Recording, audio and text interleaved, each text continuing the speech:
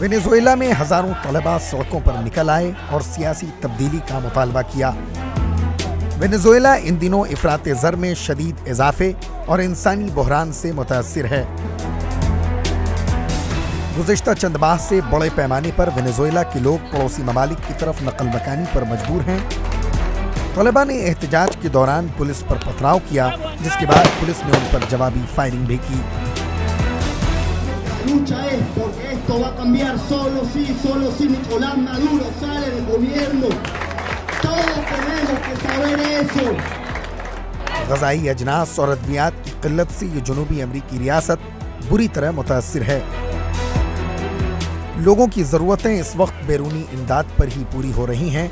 इसके अलावा मुनासिब इलाज के न मिलने की वजह से शहरियों की हलाकतें भी बढ़ रही हैं।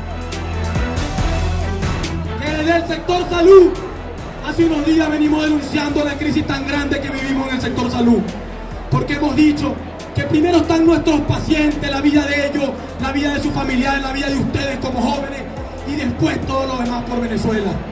Hay que defender ese derecho a la vida y nosotros hemos decidido salir a las calles. Venezuela में इंसानी बहरान का अंदाज़ा इस बात से लगाया जा सकता है कि अब तक इस मुल्क से तकरीबन 30 लाख अफराद दीगर पड़ोसी ममालिक मुंतकिल हो चुके हैं।